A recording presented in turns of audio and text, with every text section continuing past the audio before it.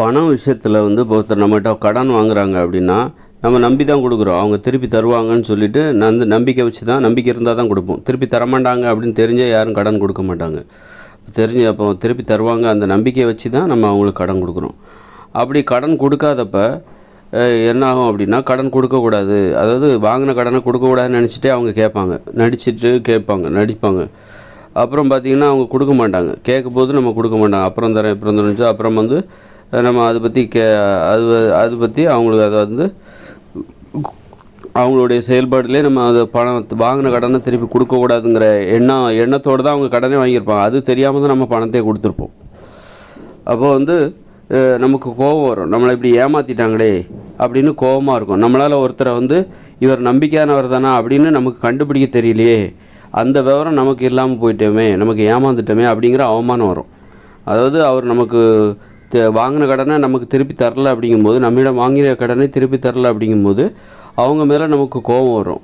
அப்புறம் நம்மளை இப்படி ஏமாற்றிட்டாங்களே, மற்றவங்க ஏமாத்துகிற அளவுக்கு நாம் விழிப்புணர்வு குறைவாக இருக்கமே அப்படின்னு சொல்லிட்டு ஒரு அவமானம் வரும்.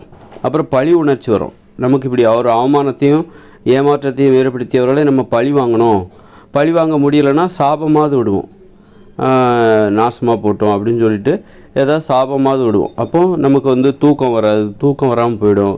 உடம்பு கவலைகள் அதிகமாக இருக்கும். இந்த மாதிரி ஏமாற்றிட்டாங்களே, இந்த கடன் கொடுத்த பணத்தை வச்சுக்கிட்டு நம்ம எதையோ பண்ணியிருக்கலாமே, நமக்கு பயனுள்ள செயல்களை நம்ம செஞ்சுருக்கலாமே, இப்படி நம்ம ஏமாற்றிட்டாங்களே அப்படின்னு சொல்லிட்டு நமக்கு கோபம் வரும், ஏமாற்றம் வரும், பழி உணர்ச்சி வரும், கவலைகள் வரும், உடல் நலன் பாதிக்கப்படும்.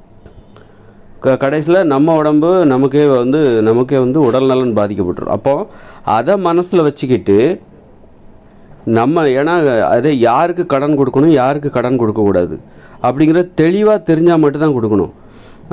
சும்மா வந்து தேவையில்லாமலாம் நீங்கள் கடன் கொடுத்தீங்கன்னா, அதை பற்றி அதாவது ரொம்ப விழிப்புணர்வோடு இல்லாமல் நீங்கள் கடன் கொடுத்தீங்கன்னா உங்கள் உடல் நலன் தான் பாதிக்கப்படும். நீங்கள் கடன் கொடுக்காம அதாவது கடன் கொடுக்காமல் இருக்கிறது கூட உங்களுக்கு உடம்புக்கு நல்லது தான் பண்ணும்.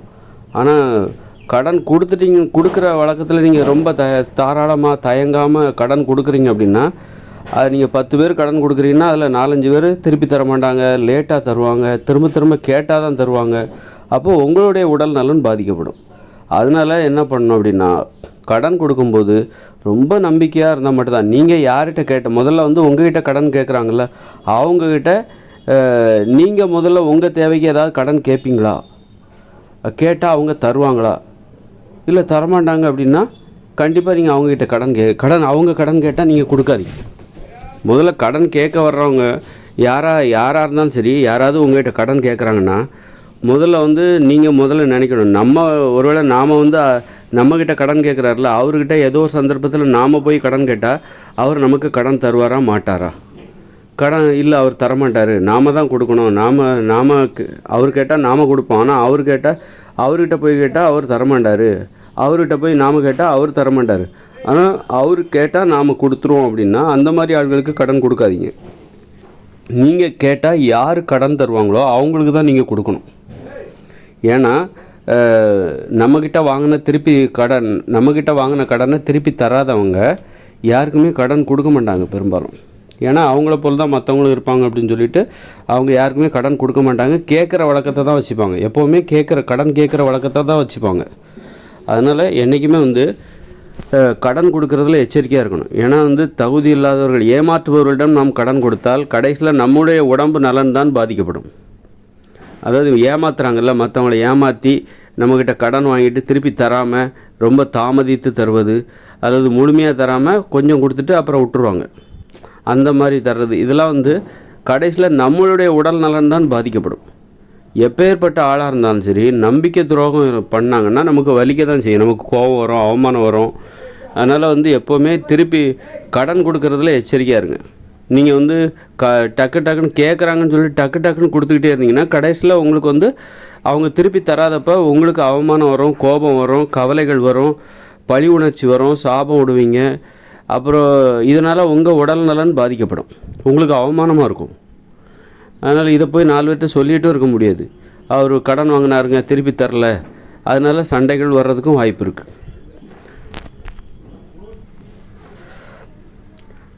அதனால் கடன் கேட்குறாங்க அப்படின்னா உடனே டக்குன்னு கொடுக்காம ஒரு 2 நாள் கழித்து நான் வந்து யோசிச்சுட்டு தரேன், அப்படி யோசிக்கிறதுக்கு ஒரு 2 நாள் கழிச்சு 2 நாள் கழித்து நான் சொல்கிறேங்க அப்படின்னு சொல்லணும். அந்த 2 நாளில் யோசிச்சுட்டு கொடுக்கலாமா வேண்டாமான்னு சொல்லிவிட்டு 4 பேர்கிட்ட விசாரிச்சுட்டு அப்புறம் வந்து பெரும்பாலும் கொடுக்காமல் இருக்கிறது தான் ரொம்ப நல்லது. ஏன்னா வாங்குறவங்க யாரும் வந்து சொன்ன தேதியில் பெரும்பாலும் தரது கிடையாது. நம்ம திரும்ப கேட்கணும். கேட்ட உடனே கடன் கொடுக்குறோம் நம்ம. ஆனால் அந்த கடனை திருப்பி கேட்கும்போது அவங்க இப்போன்னு சொல்லி நம்மளை இழுத்தடிப்பாங்க, நம்மளை வந்து நோகடிப்பாங்க. அந்த உதவியோட அருமை தெரியாமல் நம்மளை நோகடிப்பாங்க. அதனால் பெரும்பாலும் கடன் கொடுப்பதை வந்து ரொம்ப நம்பிக்கையானவங்க, நம்ம கேட்டால் அவங்க தருவாங்க அப்படின்னா அப்படிப்பட்டவங்க கேட்டால் மட்டும்தான் நீங்கள் கடன் கொடுக்கணும். அப்படி மட்டுமே கடன் கொடுக்கறதுல வந்து ரொம்ப தாராளமாக இருக்காதீங்க. அது உங்கள் உடல் நலனையே பாதிக்கும். உங்களுக்கு அவமானத்தை ஏற்படுத்தும், பழி உணர்ச்சி ஏற்படுத்தும், சாபம் விடுவீங்க, கவலையில் இருந்து போவீங்க, நிம்மதி இழப்பீங்க, உங்களுக்கு நீங்கள் வறுமையில் தள்ளப்படுவீர்கள். அதனால் கடன் கொடுக்கறது யாருக்கு கடன் கொடுக்கணும்னா, நீங்கள் கேட்டால் யார் உங்களுக்கு தருவாங்களோ அவங்கக்கிட்ட தான், அவங்க கேட்டால் மட்டும்தான் நீங்கள் கடன் கொடுக்கணும். நீங்கள் கேட்டால் அவங்க தரமாட்டாங்க, அல்லது நீங்கள் அவங்கக்கிட்ட கேட்கவே மாட்டீங்க, உங்களுக்கு ஒரு தேவைன்னு வரும்போது அந்த மாதிரி ஆட்கள்கிட்ட போய் கேட்கவே மாட்டீங்க. அப்படிப்பட்டவங்க யாராவது உங்கள்கிட்ட கடன் கேட்டாங்கன்னா இல்லைன்னு சொல்லிடுங்க. அதனால் வந்து கடன் கொடுக்கறதுல எச்சரிக்கையாக இருங்க. ஏன்னா அவங்க திருப்பி தரலைன்னா உங்களுக்கு கோபம் வரும், அவமானம் வரும், பழி உணர்ச்சி வரும், நிம்மதி இழந்து போவீங்க, கவலை அடைவீர்கள். ஏன்னா ஒருத்தர் திருப்பி தரலைன்னா அதை எளிதாகவே எடுத்துக்க முடியாது. ஒருத்தர் நம்மக்கிட்ட கடன் வாங்கிட்டு அதை திருப்பி தரலைன்னா அதை நம்மளால் எளிதாகவே எடுத்துக்க முடியாது. கண்டிப்பாக கோபம் வரும், கண்டிப்பாக வந்து நமக்கு பழி உணர்ச்சி வரும், நமக்கு அவமானம் ஏற்படும், நமக்கு கவலை ஏற்படும், வலிக்கும், நிம்மதி தூக்கம் இல்லாமல் போகிறதுக்கு வாய்ப்பு இருக்குது. அது தொகையை பொறுத்து, நிறைய பணம் கொடுத்து திருப்பி வரலைன்னா நமக்கு பெரிய அவமானம் ஏற்படும், நிம்மதி இழந்து போகும், பெரிய இழப்பு ஏற்படும், பொருளாதார இழப்பு ஏற்படும், வறுமை ஏற்படும். அதனால் கடன் கொடுக்கறதுல ரொம்ப எச்சரிக்கையாக இருக்கணும். நீங்கள் கேட்டால் யார் தருவாங்களோ அவங்களுக்கு மட்டும்தான் நீங்கள் கடன் கொடுக்கணும். மற்றவங்களுக்கெல்லாம் கடன் கொடுக்கணுங்கிற, அதாவது பெரும்பாலும் கடன் கொடுக்கலன்னா என்ன பேசாமலா போயிட போகிறாங்க. இப்போது கேட்குற எல்லாத்துக்கும் நம்ம கொடுக்கலன்னா அவங்க நம்மக்கிட்ட இனிமேல் பேசவே மாட்டாங்க, உறவுங்கிறது இல்லாமலே போயிடும் அப்படின்னு பயப்பட வேண்டிய அவசியமே இல்லை. அதனால் கொடுக்கலன்னா கூட கேட்டு நம்ம கொடுக்கல, நமக்கு அவங்க மேலே நம்பிக்கை இல்லை அப்படிங்கும்போது நம்ம கொடுக்கல அப்படின்னா கூட அதனால் உறவுமுறை விட்டு போயிடும். உறவுமுறை விட்டு போனால் போயிட்டு போட்டோம் அப்படின்னா அப்படியெல்லாம் உறவுமுறை விட்டு போக ஏதாவது ஒரு காரணம், இல்லைங்க என்கிட்ட இல்லை அப்படின்னு சொல்லிவிட்டு நம்ம தவிர்த்துடலாம். தரமாட்டேன்னு யாரும் சொல்ல போகிறதில்ல, இல்லைன்னு சொல்லிடலாம், என்கிட்ட பணம் இல்லைன்னு சொல்லிடலாம், பொய் சொல்லிடலாம். அந்த மாதிரி பொய் சொல்கிறதுல தப்பு இல்லை. அது மாதிரி கடன் கொடுக்கறதுல ரொம்ப எச்சரிக்கையாக இருக்கணும். தாராளமாக நீங்கள் தயங்காமல் கடன் கொடுக்க பழகிட்டிங்கன்னா கண்டிப்பாக உங்கள் உடல் நலன் பாதிக்கப்படும். ஏன்னா அவங்க திருப்பி கொடுக்கலன்னா உங்களுக்கு கோபம் வரும், அவமானம் ஏற்படும், ஏமாற்றம், வலி ஏற்படும், அப்புறம் வந்து பழி உணர்ச்சி ஏற்படும். அப்போ இயலாமையின் காரணமாக சாபம் விடுவீங்க, அப்புறம் வந்து சண்டை போடுவீங்க, பகைகள் அதிகமாகும். அப்போ இதெல்லாம் எதுக்கு, தேவையில்லாத பிரச்சனை. இதுக்கு வந்து ரொம்ப எச்சரிக்கையாக முன்கூட்டியே தயாராக இருக்கணும். அதாவது கடன் கொடுக்கறதுல ரொம்ப விழிப்புணர்வோடு இருக்கணும்.